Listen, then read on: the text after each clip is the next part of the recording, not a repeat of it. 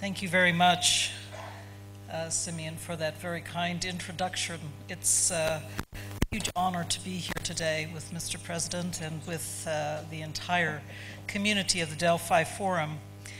It's particularly pleasing for me to be here for the third of these historic forums in this historic place. You may be surprised to hear that Delphi has long had a place in my working life. I started working at the Rand Corporation in 1978, and when I was there, I found out about the development of something called the Delphi method, which to my mind was a precursor of the efforts we have afoot today to undertake better decision-making based on the expert opinion that can be gathered together and collated. And so in my work at Rand, I made use of the Delphi method that had been invented at Rand in the 1950s, but again, taking its inspiration from this historic place.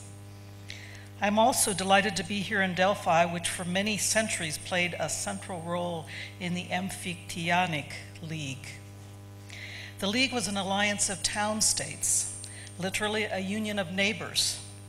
It began with 12 members, just as NATO began with 12 members, joined together to protect what they treasured most. For the League, this meant the temples of Apollo and Demeter, deities symbolizing security and prosperity.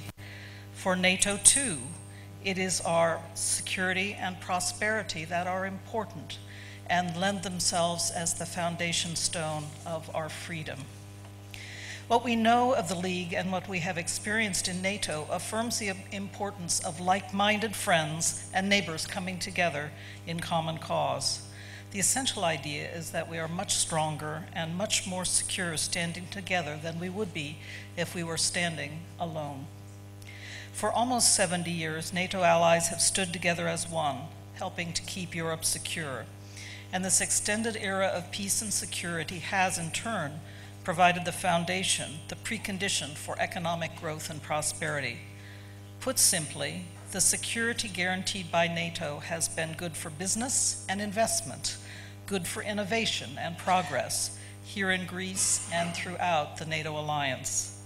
In turn, of course, the business community in Greece and in other allied countries helps to generate the economic activity that supports the welfare of all our people, educational and scientific achievements, and the necessary defense investments that keep all of us safe. There is an excellent word of Greek origin, naturally, symbiosis, that describes very well the relationship between peace and prosperity. Symbiosis means living together. And I think we all have to live together, and we have learned how to do so in the NATO alliance in some very difficult circumstances. This is a mutually beneficial, mutually advantageous relationship, and I want to thank the business community well represented here today for the contribution that you have been making, invaluable contributions to peace and security as well as economic prosperity. This is important to our security because when we are prosperous and more stable, we are more secure. The same goes for our neighbors. The alternative, of course, can have the opposite effect. You know this very well here in Greece. When our neighbors are less stable, we often feel the direct consequences. I want to say a few words specifically about the role that Greece has played in the Aegean and the Eastern Mediterranean, helping NATO to respond to the refugee and migrant crises. Since 2016, NATO's deployment in the Aegean Sea has helped to curb illegal and dangerous human trafficking, working together with Greece, along with Turkey and the EU's border agency Frontex. We have seen important progress. Thanks to the information collected by our ships, Greece, Turkey, and Frontex are taking effective action in breaking the business model of human traffickers in the Aegean. This saves lives. UN figures show that the number of migrants crossing the Aegean Sea declined significantly when NATO ships began their patrols, and that number has remained low. This shows that international efforts are having an impact. So NATO has made and continues to make an important contribution to stability in the Aegean and in the Eastern Mediterranean regions, and Greece in this is playing a critical role. As we look ahead to our summit meeting in Brussels in July, we will make decisions to enhance our efforts to project stability overall. This will mean working closely with partners, including the European Union. NATO and the EU are natural partners. We share common values and challenges, as well as many of the same people. More than 90% of EU citizens also live in a NATO country. The relationship between NATO and the EU has never been closer. Over the past 18 months, we have made unprecedented progress in our cooperation. We've been working together in areas such as counterterrorism, military mobility, intelligence sharing, cyber, and countering hybrid warfare. NATO's maritime operation, Sea Guardian, provides critical support to the EU's Operation Sophia in the Mediterranean.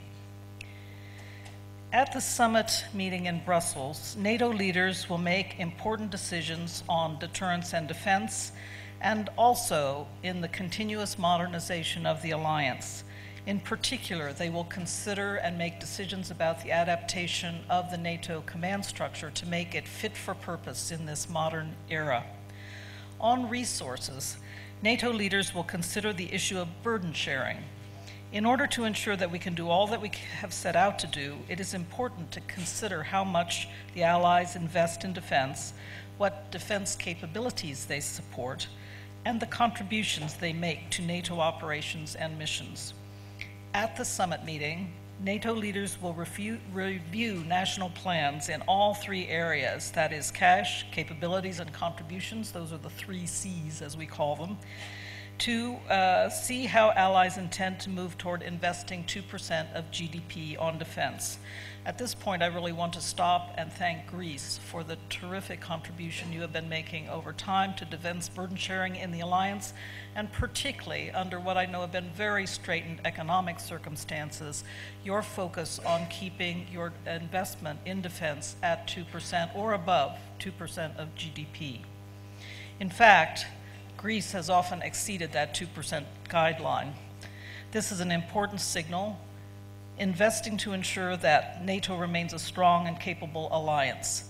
It illustrates a commitment to burden sharing and to the overall transatlantic bond that has been so vital to European peace and security since 1949.